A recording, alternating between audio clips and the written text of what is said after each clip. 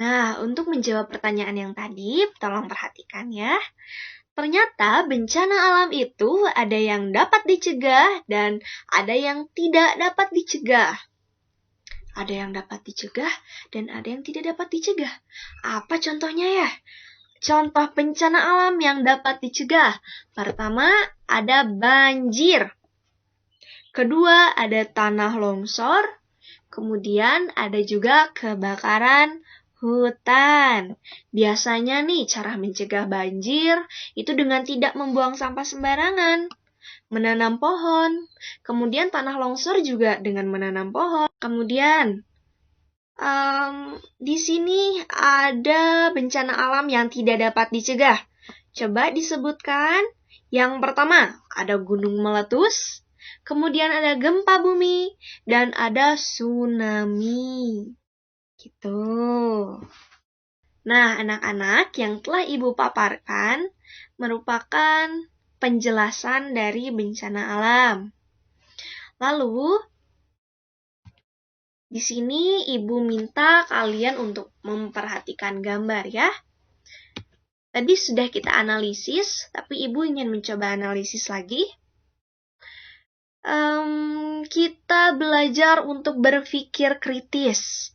Kita lihat gambarnya. Coba, dari gambar ini Ibu ingin kalian membuat pertanyaan. Pertanyaan yang jawabannya ada di dalam gambar. Pertanyaan pertama, yang jawabannya ada di dalam gambar. 1.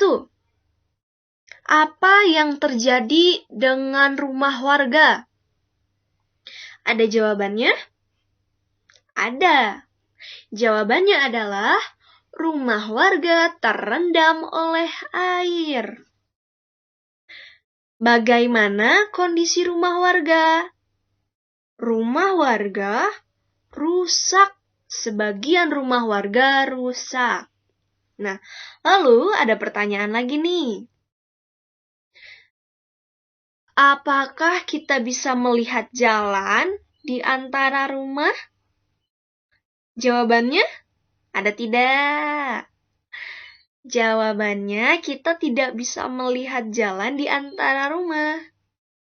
Kemudian, ada pertanyaan lagi.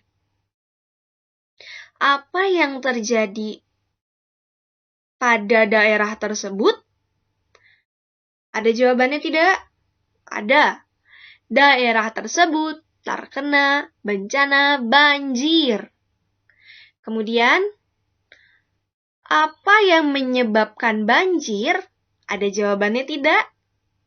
Tidak ada jawabannya. Kita harus mencari tahu apa penyebab banjir. Apa ya kira-kira? Nah, anak-anak, coba perhatikan lagi layarnya. Di sini diberitahu bahwa banjir terjadi karena hujan yang turun dengan lebat dalam waktu yang cukup lama, sehingga sungai tidak dapat menampung air. Kalau tidak dapat menampung air, berarti airnya kemana? Airnya meluap, airnya naik ke permukaan. Lama-lama airnya semakin tinggi.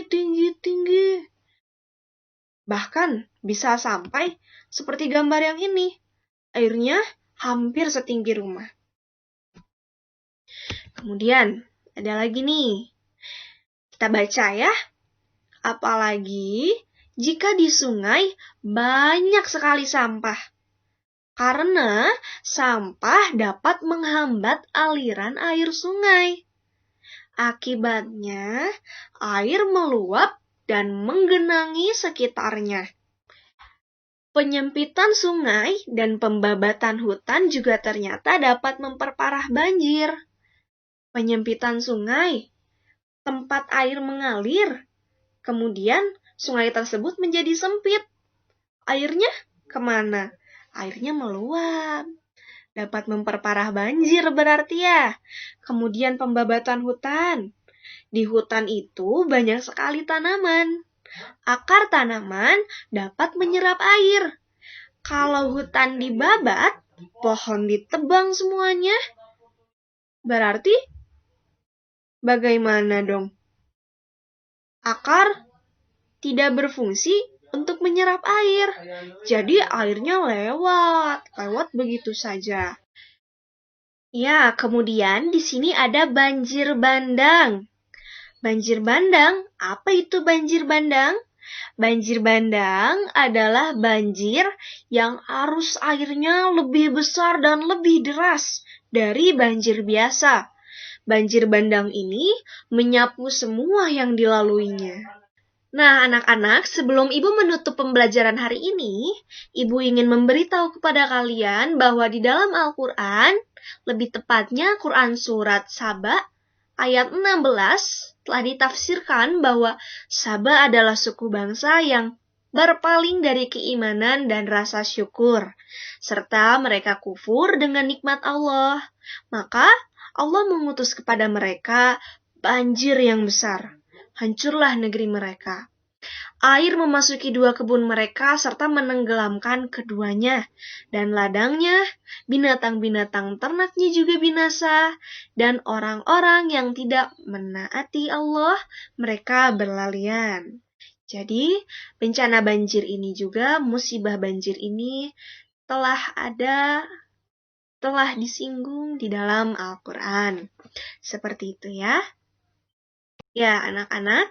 Jadi hari ini kita sudah belajar tentang bencana alam. Apa saja bencana alam? Ada gunung meletus, banjir, longsor, dan lainnya. Kemudian kita juga sudah belajar tentang banjir. Apa penyebab banjir? Banjir disebabkan karena hujan yang turun dengan deras dalam waktu yang lama. Kemudian ternyata selain banjir biasa, selain banjir ada juga yang namanya banjir bandang. Apa itu banjir bandang? Banjir bandang adalah banjir yang sangat deras dan dapat menyapu semua yang dilaluinya. Ya, mungkin segitu saja Ibu cukupkan pembelajaran hari ini. Kalau ada yang masih bingung dan ada yang ingin ditanyakan, boleh hubungi Ibu saja ya. Kalau begitu, kita tutup pertemuan kali ini dengan doa akhir majelis. Subhanaka Allahumma wa bihamdika asyhadu alla ilaha illa anta astaghfiruka wa atubu ilaik. Assalamualaikum warahmatullahi wabarakatuh.